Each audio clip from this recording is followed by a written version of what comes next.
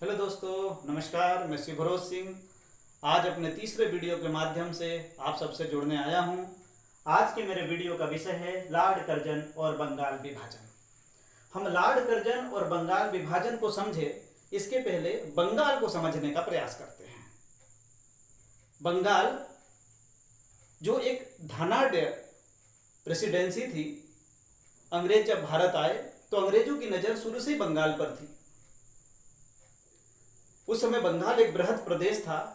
उस बंगाल के अंदर बंगाल, बिहार, उड़ीसा तीनों प्रांत शामिल थे। बंगाल इतना धनाढ्य था कि जब अंग्रेज भारत आए तो उन्होंने अपनी पूरी दृष्टि बंगाल पे जमा दी। अब थोड़ा सा हम इसको समझते हैं कि किस प्रकार से अंग्रेजों ने बंगाल में अपने प्रभाव को बढ़ाने का काम किया। जब भारत में लॉर्ड क्लाइव आए तो लॉर्ड क्लाइव ने प्लासी के युद्ध को अंजाम दिया। प्लासी का युद्ध एक युद्ध न कहते हुए हम षड्यंत्र कह सकते हैं, क्योंकि इस युद्ध में लॉर्ड क्लाइव ने जगत सेठ, राय दुर्लभ और मीर जाफर को अपनी ओर मिला लिया था। 1757 में जब बंगाल के प्लासी में युद्ध हुआ तो सेनापति मीर जाफर ने अपनी सेना को आदेश नहीं दिया और कुछ ही घंटों में युद्ध समाप्त हो गया और यहाँ से लॉर्ड क्लाइव ब्रिटिश हुकूमत के लिए एक महत्वपूर्ण व्यक्तित्व बन के उभरा। सबसे बड़ा फायदा अंग्रेजों को क्या हुआ? अंग्रेजों को सबसे बड़ा फायदा हुआ कि बंगाल में व्यापार करने की सुविधा मिल गई। अब अंग्रेज बंगाल में व्यापार तो कर रहे थे, इसके साथ उन्होंने एक और कदम बढ़ा दिया। 1764 में बिहार के बक्सर में युद्ध हुआ, जिसे बक्सर के युद्ध के नाम से जाना जाता है। यह युद्ध बड़ा महत्वपूर्ण युद्ध था, क्योंकि एक तरफ बंगाल के नवाब मीर कासिम, अवध के नवाब शुजाउद्दौला और भारत के मुगल बादशाह शाह आलम शामिल थे, और दूसरी तरफ अंग्रेजों की सेना थी।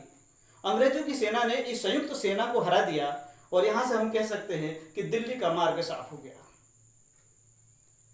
अंग्रेजों ने बंगाल को खूब लूटा। हम कह सकते हैं कि दोनों युद्ध के बाद अंग्रेजों ने बंगाल को जितना लूटना था उतना लूटा। अब हम इसके महत्वपूर्ण बिंदुओं की तरफ चलते हैं और इसकी पृष्ठभूमि पर नजर डालते हैं। हम देखते हैं कि जब बंगाल का विभाजन हुआ उस समय बंगाल का वायसराय कौन था? तो उस समय बंगाल के वायसराय लॉर्ड कर्जन थे।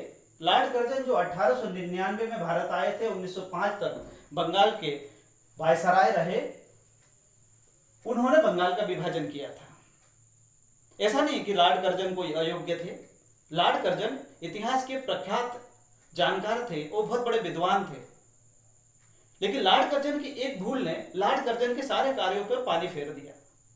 लॉर्ड कर्जन इतिहास के इतने बड़े विद्वान थे और इतने प्रख्यात जानकार थे कि उन्होंने भारत में एक पुरातत्व विभाग की स्थापना 1904 में की थी, ताकि भारत में पुरातत्व से जुड़ी हुई सामग्रियों का संग्रहण किया जा सके। लेकिन लॉर्ड कर्जन की दोषपूर्ण नीतियों और उग्र विचारों ने भारत के अंदर एक उग्र क्रांति को जन्म दे दिया। यानी हम ये कहें कि भारत में उग्र क्रांति को जन्म देने वाला व्यक्ति कौन था? तो वो व्यक्ति था लॉर्ड कर्जन। अब बंगाल प्रेसिडेंसी को चलाने के लिए बंगाल में एक लेफ्टिनेंट गवर्नर थे जिनका नाम है एंड्रयू फ्रेजर। बंगाल का विभाजन की घोषणा लॉर्ड कर्जन ने 1933 में कर दी थी। भाई हम तो पढ़ते हैं कि बंगाल का विभाजन 1905 में हुआ, लेकिन 1903 में कर दी थी।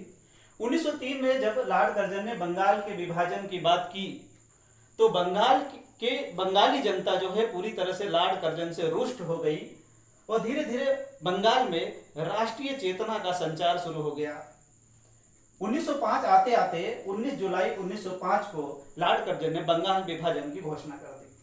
अब इस बंगाल विभाजन की घोषणा लॉर्ड कर्जन ने क्यों की, देख लेते हैं बंगाल की स्थिति को। बंगाल उस समय एक बृहद प्रांत था जिसके अंदर बंगाल, बिहार और उड़ीसा शामिल थे। अंग्रेजों ने बड़ी चतुराई से 1874 को आसाम को बंगाल से अलग कर दिया था, और उस समय बंगाल की आबादी क्या थी उसको हम देखते हैं। उस समय बंगाल की आबादी थी 7 करोड़ 85 लाख। अब अंग्रेजों ने बंगाल के विभाजन किस आधार पे किया? अंग्रेजों ने बंगाल के विभाजन के पीछे अपने पूरा एक षड्यंत्र रचा। लॉर्ड कर्जन ने भारत के अंदर फूट डालने की नीति का यहां से प्रारंभ किया। अब हम यहाँ पे देखते हैं पूर्वी बंगाल कैसा था और पश्चिमी बंगाल कैसा था। पूर्वी बंगाल वो भाग था जिसमें वर्तमान असम और वर्तमान के बांग्लादेश शामिल है, ये पूर्वी बंगाल था। और ये भाग जो है मुस्लिम बहुल भाग था।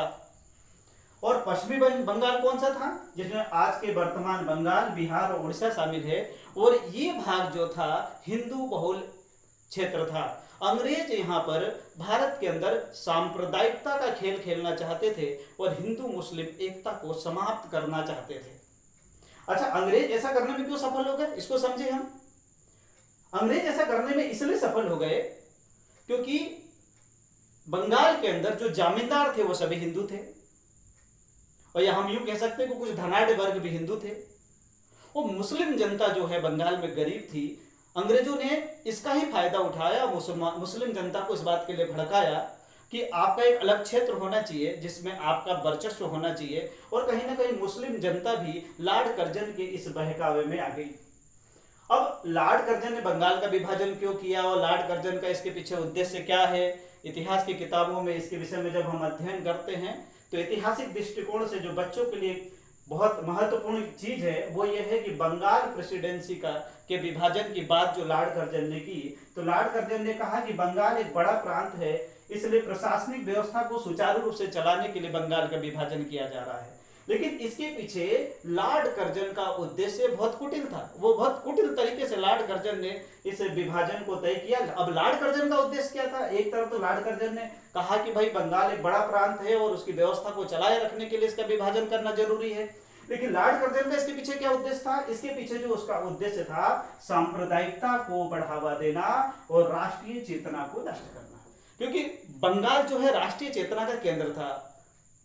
बंगाल में धीरे धीरे राष्ट्रीय चेतना की भावना बढ़ रही थी और अंग्रेज इससे घबराए हुए थे। और लॉर्ड कर्जन को यह लगने लग गया था कि बंगाल में अगर राष्ट्रीय चेतना फैलती चली गई, क्योंकि कांग्रेस की स्थापना के बाद जो है कांग्रेस बहुत मजबूत हो गई थी और कांग्रेस की बढ़ती ताकत से लॉर्ड कर्जन भयभीत था, इसलिए लॉर्ड कर्जन ने यह सांप्रदायिकता वाली बात की। अब बंगाल विभाजन तो हुआ और बंगाल विभाजन का परिणाम क्या निकल गया, इसकी तरफ हम थोड़ा सा आगे चल के देखते हैं कि बंगाल विभाजन जब हुआ तो बंगाल विभाजन का विरोध करने वाले कौन थे? तो बंगाल विभाजन का विरोध करने वाले प्रमुख नेता थे सुरेंद्र नाथ बनर्जी, कृष्ण कुमार मित्र, आनंद मोहन बोस, अन्य नेता भी थे। अंग्रेजों ने जब बंगाल का विभाजन किया तो 16 अक्टूबर 1905 को बंगाल में शोक दिवस मनाया गया। सुरेंद्र नाथ बनर्जी ने कोलकाता में सभा की और पूरी बंगाली जनता को जोड़ने का प्रयास किया। अगले परिणाम की तरफ देखते हैं कि बंगाल विभाजन के जो है परिणाम क्या निकले। तो बंगाल में उग्र आंदोलन का जन्म हो गया और समूचे भारत में एकता का सूत्रपात हुआ। ये बहुत महत्वपूर्ण विषय है। बंगाल की चिंगारी जो है धीरे धीरे महाराष्ट्र तक पहुंची, पंजाब तक पहुंची, उत्तर प्रदेश तक पहुंची और धीरे धीरे समग्र भारत में जाके फैल गई। लॉर्ड कर्जन को बंगाल का विभाजन बहुत महंगा पड़ा, क्योंकि लॉर्ड कर्जन ने जिस चतुराई के साथ बंगाल का विभाजन किया था, लॉर्ड कर्जन के किए हुए सारे कामों पर पानी फिर गया था। और लॉर्ड कर्जन अब भारत में अपना कहीं भी अस्तित्व नहीं पा रहा था, क्योंकि भारतीय जनता लॉर्ड कर्जन से अब घृणा करने लग गई थी।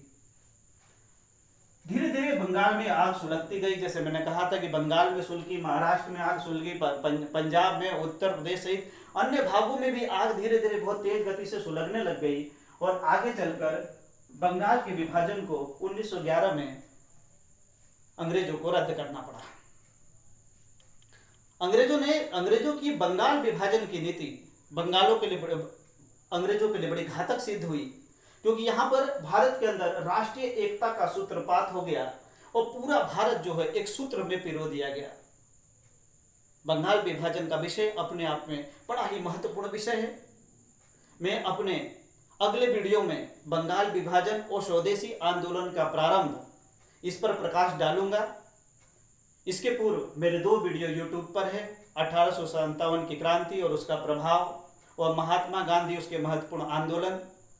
अगर आपको मेरा वीडियो अच्छा लगता है तो इसे शेयर करें, लाइक करें, सब्सक्राइब करें और मैं